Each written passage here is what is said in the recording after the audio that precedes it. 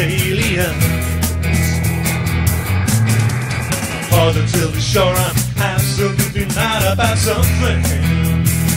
Oh, I'm positively sure I'm absolutely crazy too.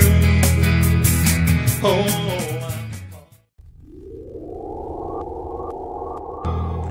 Hi, my name's Mark Stowler and welcome to Little Green Man, where Canadian politics is revealed to be very, very sexy indeed. Oh, Canada, the true north, strong and free.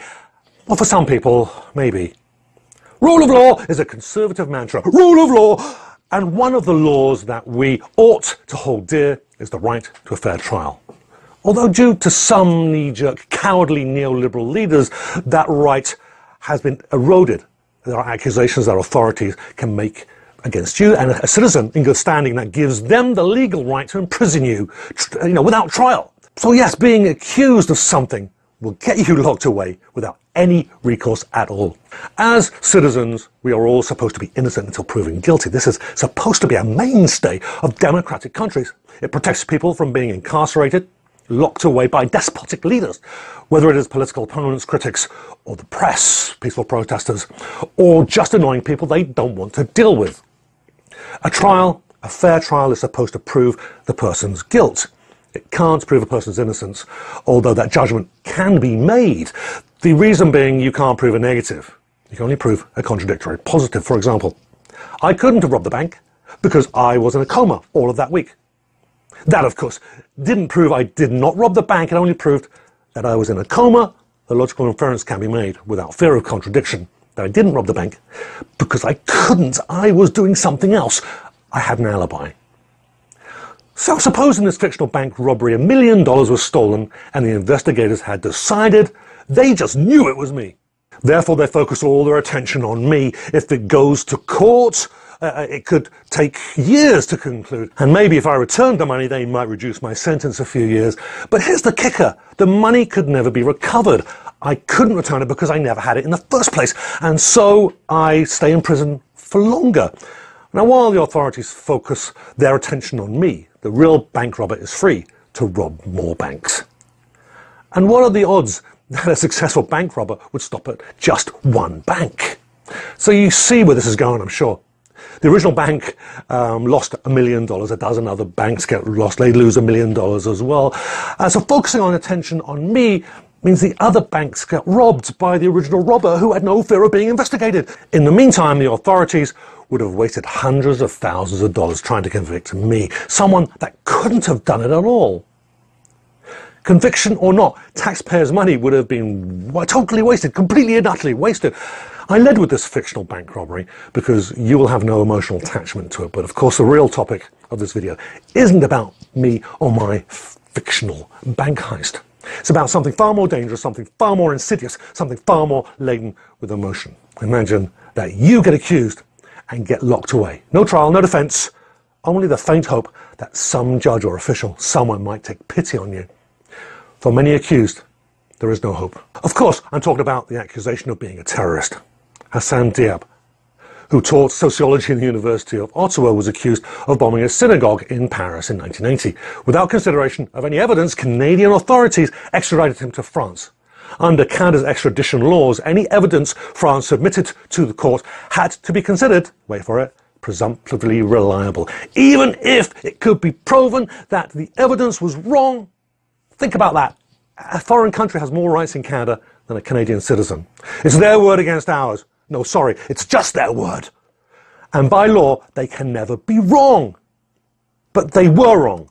They were very wrong. France contended that fingerprint analysis proved it was Diab. But it actually didn't. Years later, France reluctantly withdrew the evidence. France contended that handwriting analysis proved it was Diab, but the handwriting samples used to match him were of his ex-wife's handwriting, not his own. It wasn't even his own, and university records proved that he was in Beirut at the time of the bombing, writing exams. He wasn't even in France at the time of the bombing, but even after all that was known to Canadian authorities, he was still extradited and spent more than 3 years in solitary confinement in a French prison. All that time without trial, just waiting for France to build its case against him. Remember, they have already had 30 years to build a case and they couldn't. Diab was eventually released after a French court determined there was lack of evidence. But the French government is still full of bloodlust, and they are pursuing the case still. Well, now let's put a human element into the story. During all of this, the phenomenal legal expenses that he was forced to pay, hundreds of thousands of dollars, rid his family of all their savings. Most of the bills were paid by anonymous donations. Diab missed his daughter's birthday 4 years in a row. He was denied permission to attend his brother's funeral, and his father died just a few months before his release, never knowing his son would be free. Diab himself said, well, what more can you lose? If you lose these things, there's nothing left in life.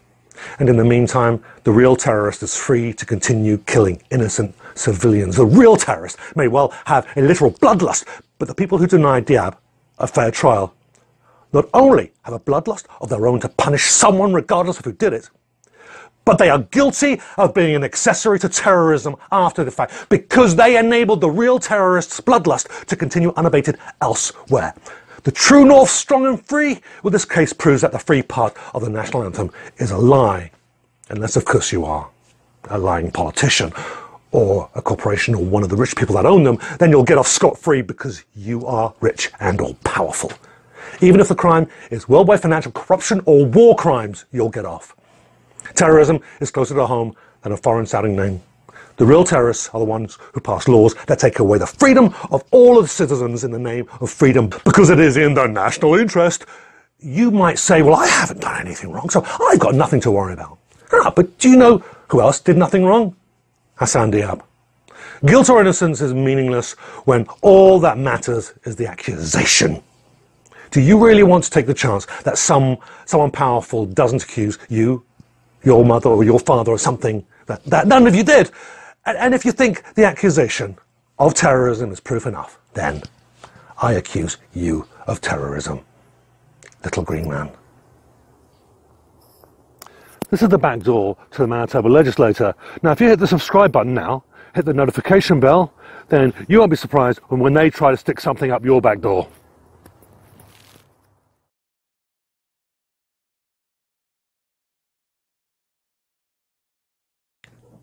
Hi, my name is Mark Stallard. Welcome to Little Green Man. Manitoba's healthcare has been in the news again this week. It is news that the Special Drugs Program, SDP, will actually be cut completely, and those people who are using that program will be transitioned into pharmacare. And what this means is that they'll be forced to pay a deductible where they had these drugs that were provided at no extra charge. They paid their taxes. I don't want to say free because they didn't get them for free. The taxes paid for this. They already paid for this service. We have paid for this particular program. Progressive Services want to take our taxes out of this program and put them elsewhere, obviously not into helping people that need it. Now, there's an article that I'm going to be discussing is in the Winnipeg Free Press.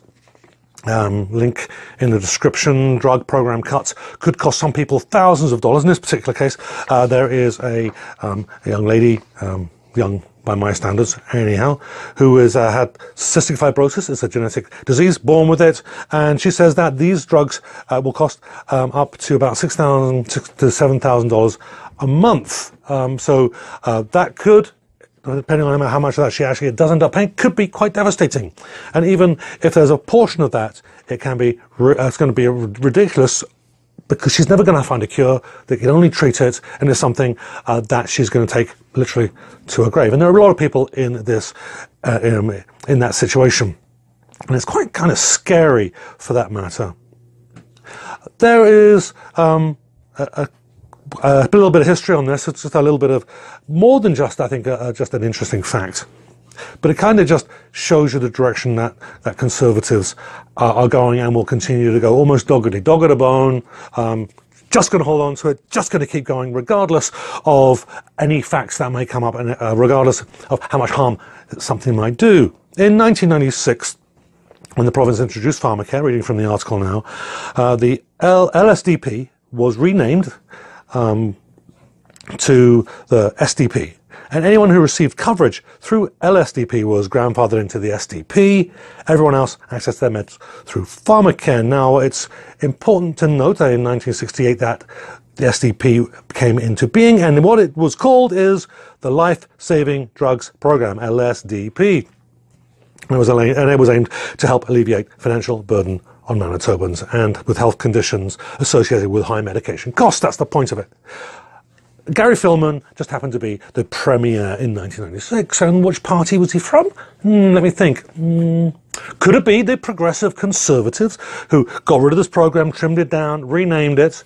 And it just so happens that, if I can use a volleyball analogy, Progressive Conservatives put a lob up in front of the nets, and that's not a very good analogy, I know I've said that wrong, but lobbed the ball up, and then waiting just for a generation or so, 17, 18 or so plus years. My math's not very good on that one, more than 18 years. And waiting for another Progressive Conservative government to come in and spike the ball, because now they're not cutting a life-saving drugs program. They're just, it's just a special drugs program that they don't need to worry about. It's not as big. Easier for him to get rid of. But still, it's a life-saving drugs program, whether it's called that or not. So when you put these kinds of, when people have to pay a little bit for their drugs, I mean, you say, well, okay, well, at least they don't pay for all of it. Fair enough. But let's put this in perspective. If someone needs to spend $100 or $1,000 on drugs a month, 80% is covered by your business, perhaps, then that 80% is going to be, $1,000 is going to be $200. That's $200 extra that these people will have to find in order to get their medication. The same applies with the dental care. If you're getting old and you've got a couple of crowns, that's $1,000 each, 80%. Well, now you've got to come up with $400 to fix your teeth. And it's the same problem that people have all over. Now, do you pay the money, or you just put up with the bad health? And I think that in some cases, in many cases, that is going to have to be the case. Crowdfunding maybe helps some of the more extreme cases, but that money has got to come from somewhere, and people are just going to get tired of doing that if, in fact, that's even an option for most people, which it isn't going to be. So what will happen to them if they can't afford it? Well, they're just going to die. Literally, life-saving drugs program. Literally, they are going to die because of lack of drugs. Now, I think what really I took out of this article wasn't actually in the article itself. It was a very good point made by one of the commenters. I didn't write the guy's name down. I don't know if I should even mention it. But he mentioned that he has an issue with drugs and he needs prescriptions, but at least he's got Blue Cross. He's got private medical insurance. I don't know if he got that by himself or whether he got it through a job. It's really irrelevant, because he's got it, and that's the way forward. And he suggested maybe the other people get the Blue Cross. So there we go. And there is a clue. There is a cue, is that the drugs now, part of the healthcare, in order to cover all of the drugs, you now have to go private. They're chipping away. They're cutting the services that people need to survive, and now they're making them pay, going private. Privatizing further a healthcare service that just needs adequate funding and adequate leadership, which we're not getting from the Progressive Conservatives. So it's time, stop privatizing, and let's put money where it belongs with good leadership. Little Green Man. This is the back door to the Manitoba Legislature. Now, if you hit the subscribe button now, hit the notification bell, then you won't be surprised when they try to stick something up your back door.